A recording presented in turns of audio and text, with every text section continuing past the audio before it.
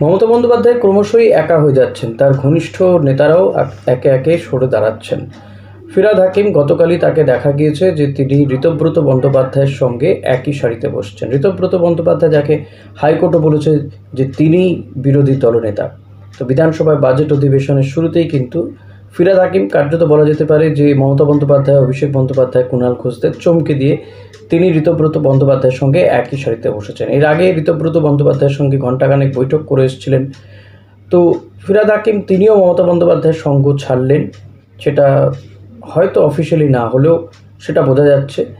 এবং তিনিও যে এই ঋতব্রত বন্দ্যোপাধ্যায়দের দলেই নাম লিখিয়েছেন সেটা আর বলার অপেক্ষা রাখে না। তার পুরস্কার হিসেবে শোনা যাচ্ছে তাকে পিএসসির চেয়ারম্যানও করা হবে, পাবলিক অ্যাকাউন্টস কমিটির চেয়ারম্যান করা হতে পারে ফিরহাদ হাকিমকে।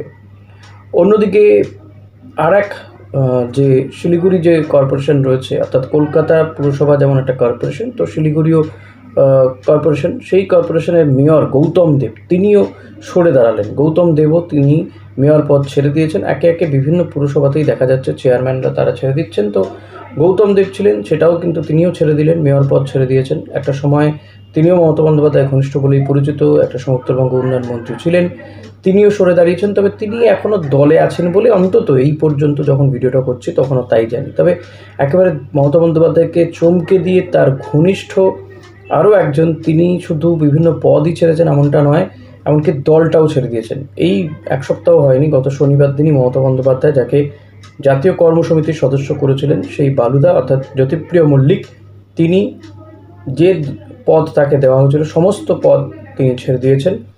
এমনকি তিনি তৃণমূল কংগ্রেসও ছেড়ে দিলেন। জ্যোতিপ্রিয় মল্লিক রাজ্যের খাদ্যমন্ত্রী ছিলেন। রেশন দুর্নীতি মামলাতে তাকে গ্রেপ্তার করতে হয়েছিল, গ্রেপ্তার হয়েছিলেন তিনি, এবং কেন্দ্রীয় তদন্তকারী সংস্থা তাকে হেফাজতে রেখেছিল, তদন্ত চলছিল, যদিও তিনি জামিনে মুক্তি পান। এবং দুর্নীতির যে গুরুতর অভিযোগ তার বিরুদ্ধে রয়েছে, তারপরেও কিন্তু মমতা বন্দ্যোপাধ্যায় তাকে ক্যান্ডিডেট করেছিলেন, 26-এর বিধানসভা নির্বাচনে প্রার্থী করেছিলেন, যদিও হাবড়া কেন্দ্র থেকে তিনি পরাজিত হন। তারপর অবশ্য তাকে খুব বেশি দেখা যাচ্ছিল না। তবুও এই তৃণমূল কংগ্রেসের এই দুর্দিনে মমতা বন্দ্যোপাধ্যায় মনে করেছিলেন যে জ্যোতিপ্রিয় মল্লিক তার পাশে থাকবেন, কুণাল ঘোষ বা কল্যাণ বন্দ্যোপাধ্যায়দের মতন। একে একে যখন সবাই চলে যাচ্ছে, হয়তো জ্যোতিপ্রিয় মল্লিক থাকবেন, তাই তাকে জাতীয় কর্মসমিতির সদস্য করা হয়েছিল। কিন্তু সেই জ্যোতিপ্রিয় মল্লিকও তিনিও বেশি দিন থাকতে পারলেন না, এক সপ্তাহ তিনি সেই পদে থাকলেন না, বা তৃণমূল কংগ্রেসের জাতীয় কর্মসমিতির সদস্য থাকলেন না। তিনি সমস্ত পদ তো ছাড়লেনই, পাশাপাশি তিনি দলটাও ছেড়ে দিয়েছেন। এক্ষেত্রে তার যুক্তি যে তিনি অসুস্থ, তার 350-এর উপরে সুগার, তিনি ভীষণ অসুস্থ, তাই এই সময় দাঁড়িয়ে আর কোনো রকমের তিনি বার্ডেন নিতে পারছেন না, এই ধরনের দায়িত্ব তিনি সামলাতে পারবেন না, তাই তিনি দলটাই ছেড়ে দিলেন, অর্থাৎ রাজনীতি থেকে সরে দাঁড়ালেন। কেন একের পর এক এই ধরনের ঘটনা ঘটছে, এটা নিয়ে এর আগেও বহুবার চর্চা হয়েছে। তবুও বলবো যে এই ঘটনাগুলোর যদি পরপর দেখা যায়, ওই ক্রোনোলজি যদি সাজানো যায়, তাহলে দেখা যাবে যে বিধানসভা নির্বাচনে পরাজয়ের পরে এবং ভবানীপুর কেন্দ্র থেকে জয়ের পরে পরে শুভেন্দু অধিকারী কিন্তু বলেছিলেন যে তৃণমূল দলটাই আর থাকবে না, উঠে যাবে, এবং সেই প্রক্রিয়া কিন্তু একে একে চলছে।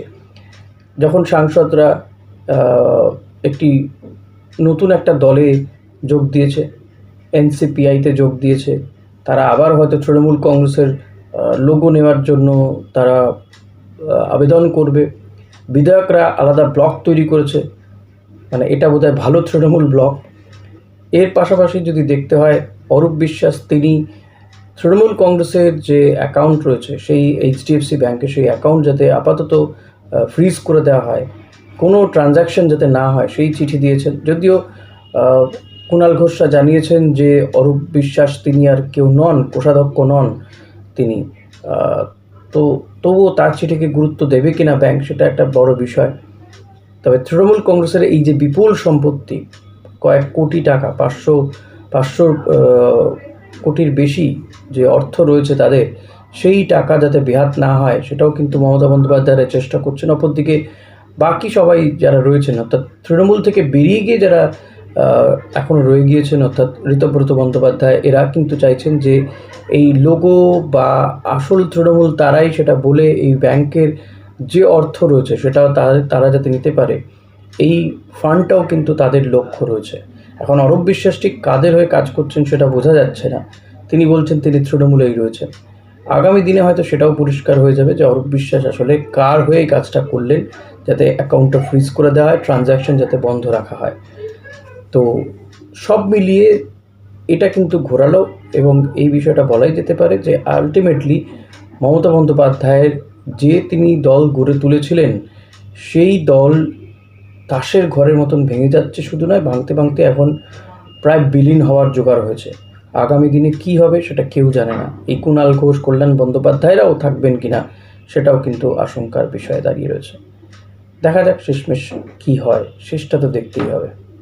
এখানে শেষ করলাম। ভালো লাগলে লাইক কমেন্ট শেয়ার করবেন, চ্যানেলে নতুন হলে সাবস্ক্রাইব করবেন। Thank you.